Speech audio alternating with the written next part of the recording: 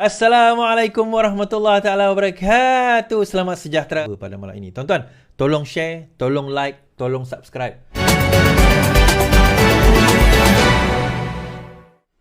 Itu plan Mahathir. Untuk nak menjatuhkan UMNO. Hal dia korup atau tidak, itu kalau ada kita boleh bawa, kita boleh buktikan, tak ada masalah kalau ada. Kalau ada, bawa bukti, tak ada isu tentang perkara tersebut. Tetapi persoalan yang lebih besar adalah berkenaan dengan isu ini. Iaitu isu apa? Pendakwaan telah, dan juga yang bukan setakat pendakwaan lah kita kata kan. In fact yang pasukan penyiasat yang menyiasat secara terburu-buru dalam isu ini. Dan akhirnya kenyataan yang diucapkan oleh Saifuddin Nasution, perintah untuk melepaskan tanpa membebaskan tertuduh yang diberikan kepada Presiden UMNO Ahmad Zahid berhubung kes rasuah, kata Menteri jutaan ringgit kepada saya, merupakan keputusan mahkamah.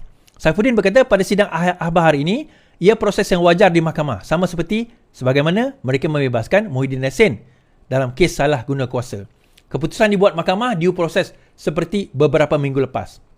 Mahkamah juga bebaskan Presiden Bersatu Muhyiddin Yassin. Saya ada kesilapan sikit saya ulas tentang Muhyiddin Yassin ni tuan-tuan. Saya nak bagi tahu dalam kes Muhyiddin Yassin, saya kata bahawa dia boleh dia dalam kes itu dia discharge amounting to acquittal.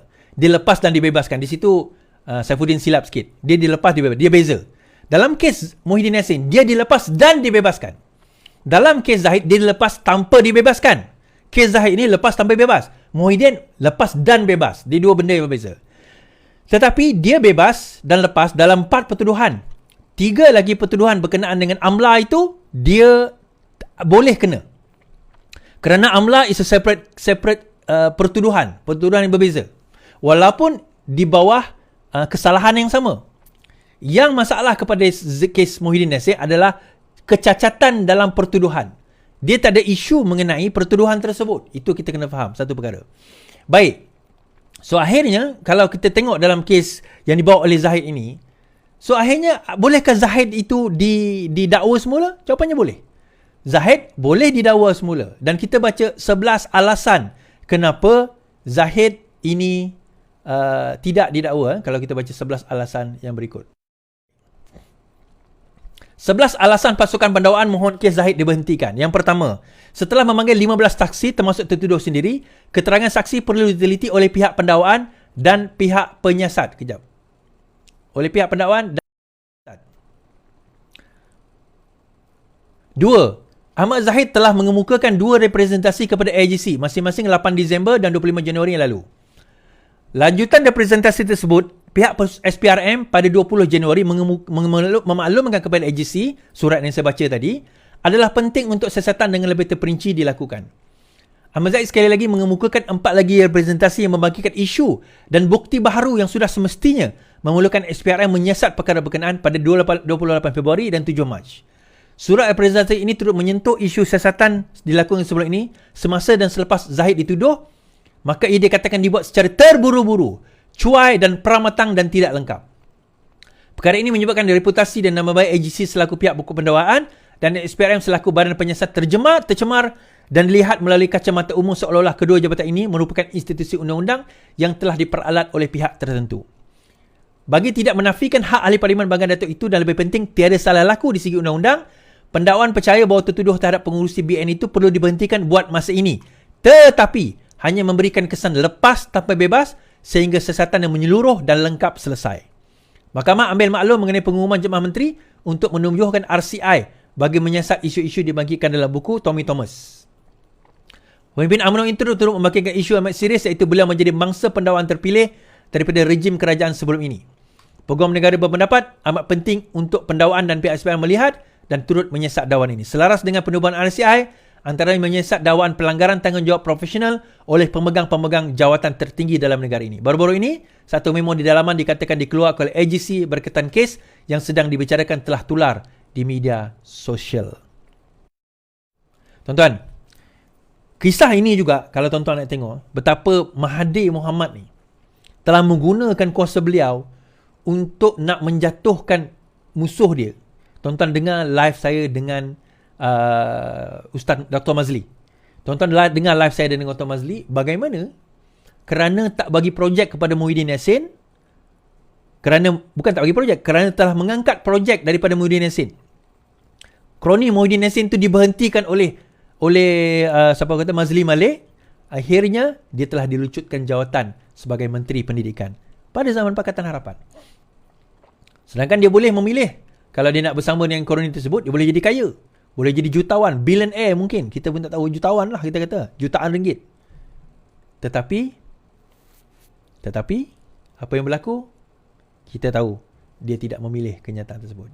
So dalam masa yang sama, ada satu kenyataan dikeluarkan oleh Tuan Ibrahim Tuan Man.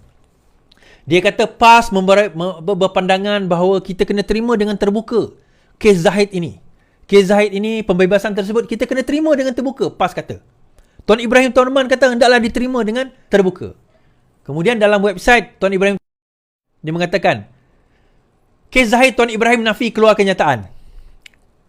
PAS menggesa agar masyarakat perlu dididik menghormati keputusan mahkamah dalam apa jua bila kita bersetuju dan sebagainya. Pembahasan kes Zahid dalam kes rasuah, PAS gesa hormati keputusan mahkamah. Dia kata ini adalah palsu. Tuan Ibrahim Tuan Man menafikan mengeluarkan kenyataan memberikan keputusan kes mahkamah Zahid Hamidi dan mengeluarkan 2 buah poster. Dia kata itu tidak benar. Sebenarnya tuan-tuan, memang betul. Kenyataan yang oleh Tuan Ibrahim Tuan Man itu bukan kenyataan sekarang. Memang betul. Saya pun share. Saya ambil kenyataan itu daripada tahun 2022. Sewaktu UKSB ni, kes UKSB ni diputuskan. Sewaktu kes UKSB ni diputuskan, PAS kata apa? Kan masa tu dia kerajaan kan? Masa dia membebaskan kes Zahid. PAS kata apa? Dia kata,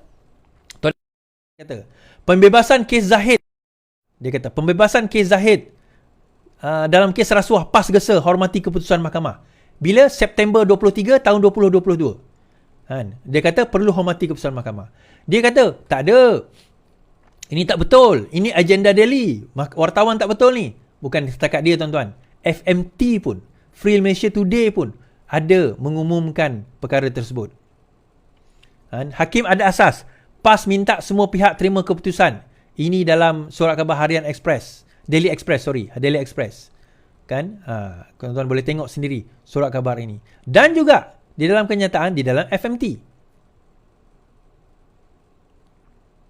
Free Malaysia Today.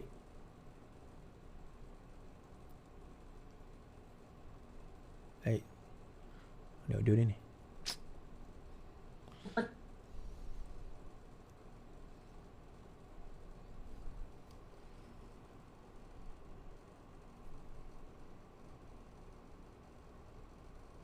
Beliau, terdahulu Hakim Mahkamah Tinggi Shah Alam Yazid Mustafa memutuskan pendakwaan sistem visa luar negara.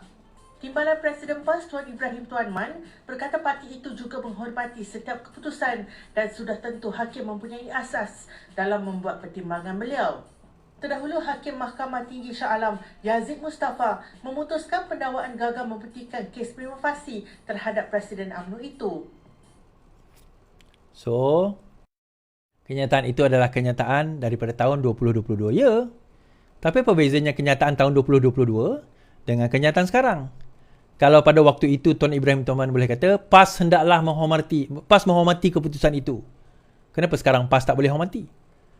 Pada masa itu Parti Keadilan pun mengatakan dia hormati keputusan dan mereka menerima keputusan tersebut dan akhirnya akur dengan keputusan yang telah diwujudkan. So harap tuan-tuan faham kesimpulan dia kes Zahid ni begini. Pertama, sebenarnya kes ini dan juga kes sebelum ini dilakukan secara tergesa-gesa. Kenapa? Mahathir Mohamad cuba nak membubarkan UMNO, dia desak Zahid, dia ugut Zahid. So mereka lakukan penyiasatan secara tergesa-gesa. Ini bukan style kaedah SPRM. Ini bukan style kaedah AGC. Kita mengetahui SPRM kalau dia buat siasatan, dia akan buat siasatan dengan betul-betul. Kita faham sebelum ini kalau AGC, kalau dia nak dakwa, dia akan dakwa dengan bukti yang cukup. Tapi nampak gayanya ada tangan raib masih ada. Nasib baiklah kita berpisah dengan dia, tuan-tuan. Nasib baiklah kita tak bersama dengan dia. Nasib baiklah Tuhan selamatkan kita daripada golongan sebegini yang akan menghancurkan negara dan akan memastikan reform itu tidak berlaku. So, sekarang ini tidak ada kes 47. Hashtag 47 boleh tak? Kita nak dengar. Kita nak tonton tulis hashtag 47, hashtag 47, hashtag 40, 47, bahawa hashtag Zahid telah bebas, bahawa pertuduhan itu tidak benar. Kalau benar, ada selepas ini, dakwaan bukti kes dakwa. Kita tak ada masalah. Nak dakwa Zahid, kita tak ada isu. Dakwalah. Tetapi, kita katakan bahawa ini adalah satu rancangan atok yang memang pada waktu itu sebenarnya nak menjatuh dan menghapuskan UMNO. Nak menjatuh dan menghapuskan UMNO. Hakikat yang sebenar. Oh, saya lupa baca AGC punya full pembelaan punya full statement. Tuan-tuan boleh tengok kat Facebook saya tentang full statement dia. Di antaranya dia kata antara bukti yang dibawa, banyak bukti dibawa dia. Pada ketika perbicaraan juga pembelaan anak Guam telah membawa beberapa bukti.